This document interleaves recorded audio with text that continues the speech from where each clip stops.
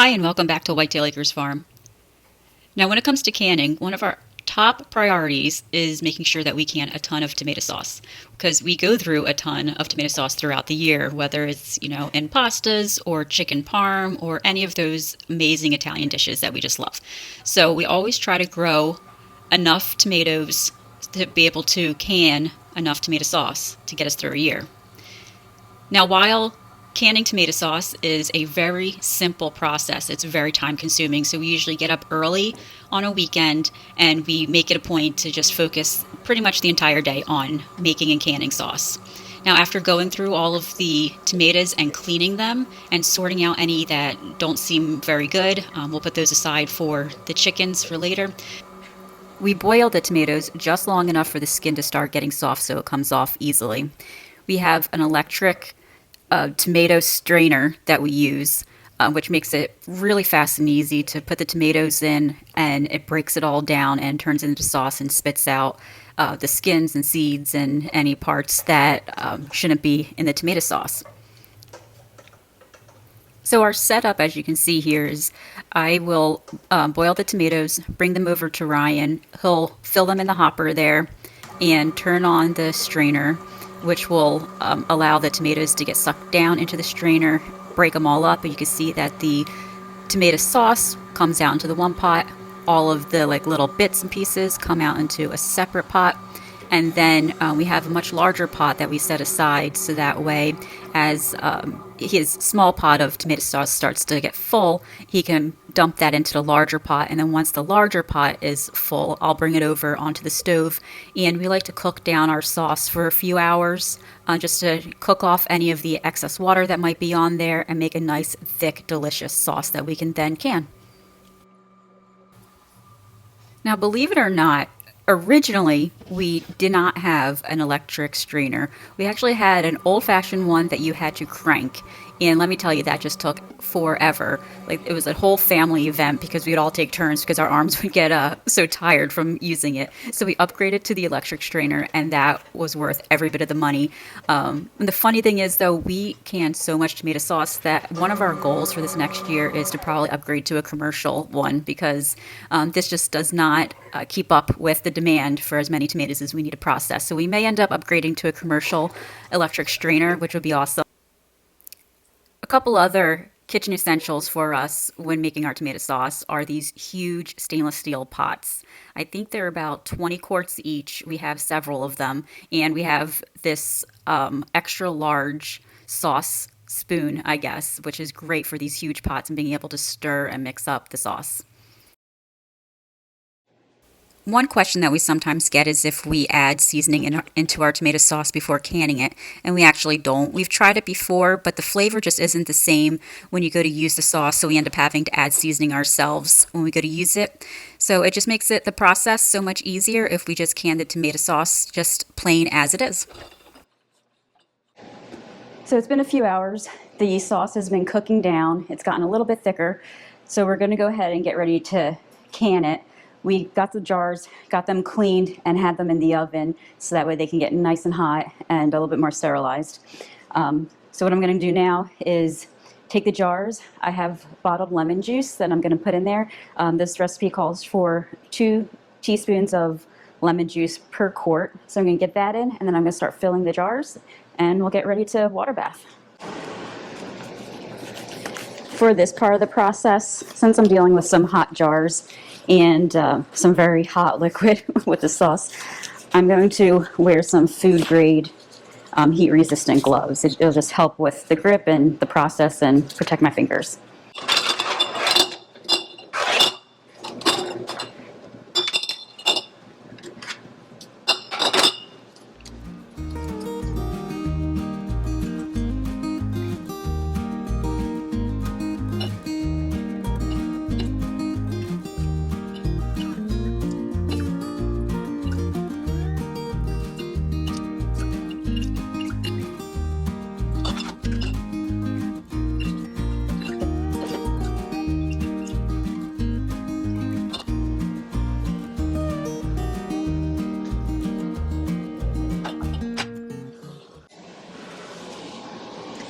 Now that I have all the jars filled with 2 tablespoons each of the lemon juice, I'm going to start filling the jars.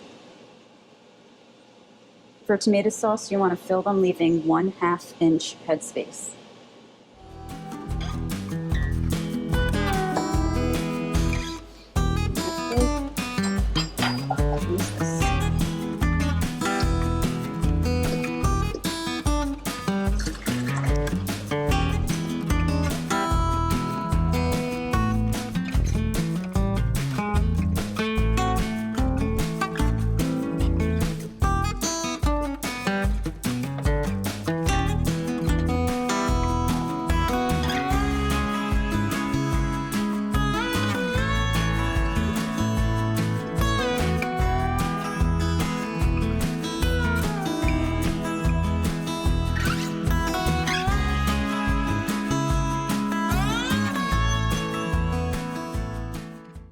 After filling the jars, I make sure it has the right amount of headspace. Usually I'm pretty good at eyeballing it, but I always use the tool here to just double check myself. Well, this time it doesn't look like I was spot on with any, so I guess I have my days with it.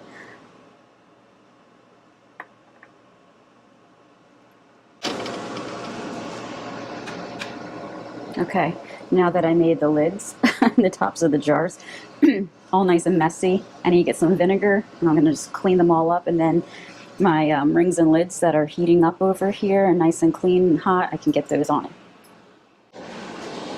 So I usually put a nice healthy dose of the vinegar on a paper towel. I usually use half of a paper towel because you don't really need a whole one.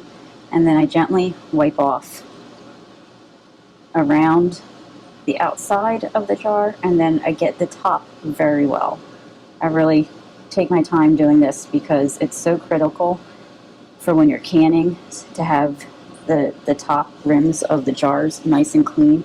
You don't want any food or anything stuck on there, because even the littlest bit can potentially cause the lid to not seal properly, and then your food can get spoiled, bacteria can start growing in it. You could end up getting very, very sick if you end up having compromised food. So definitely don't want this food to be compromised. We've worked all day on it, put a lot of love into it, and we want to make sure that it's able to last all year long so our family can enjoy it. So taking a couple extra minutes just to wipe it down, make sure it's all good, it's certainly worth every bit of the time.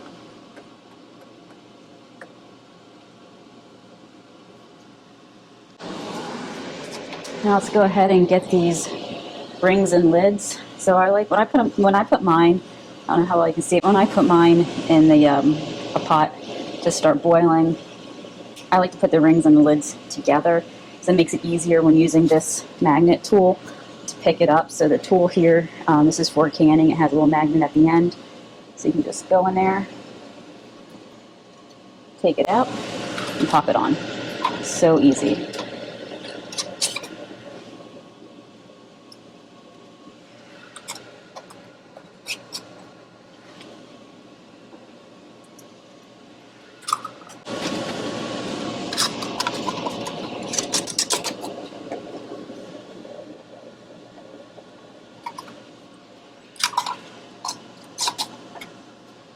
Okay, these are on. I'm looking good. I'm just going to give them a quick tightening. Boy, even with these gloves on, it's still so hot.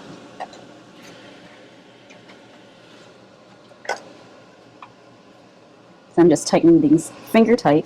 You don't need to get them super tight.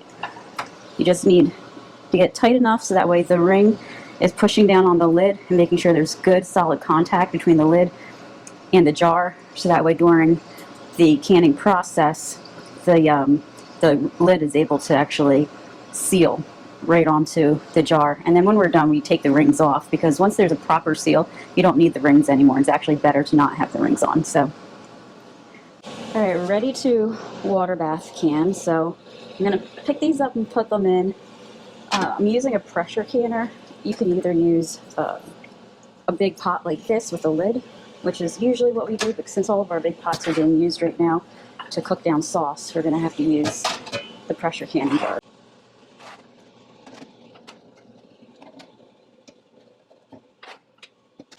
most canners can only fit 7 quarts comfortably in here.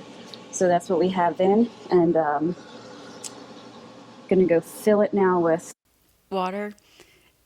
We want to make sure that we fill it just enough so that way the water covers all of the jars. You don't need to fill the canner to the tippy top, just about an inch or so above the top of the jars.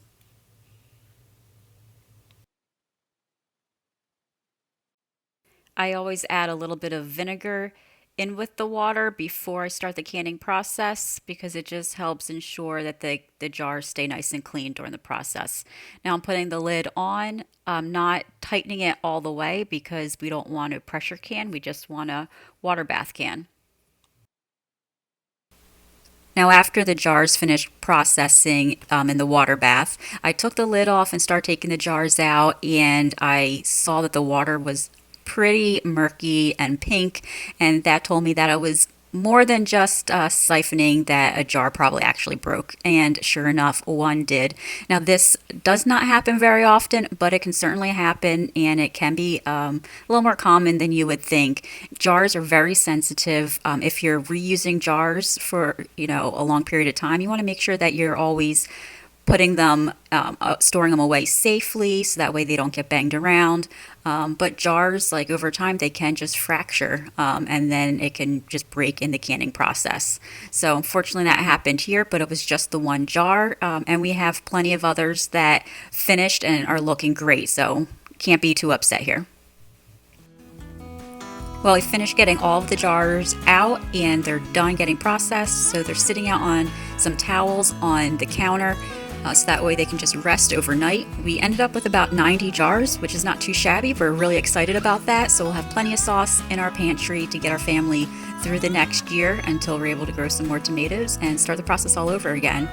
But we really appreciate you spending your time with us and watching us make our tomato sauce. One of our, again, favorite things to do, favorite things to can and keep on our shelves, and so happy this project is done. So thanks again for watching, and we'll see you on the next one.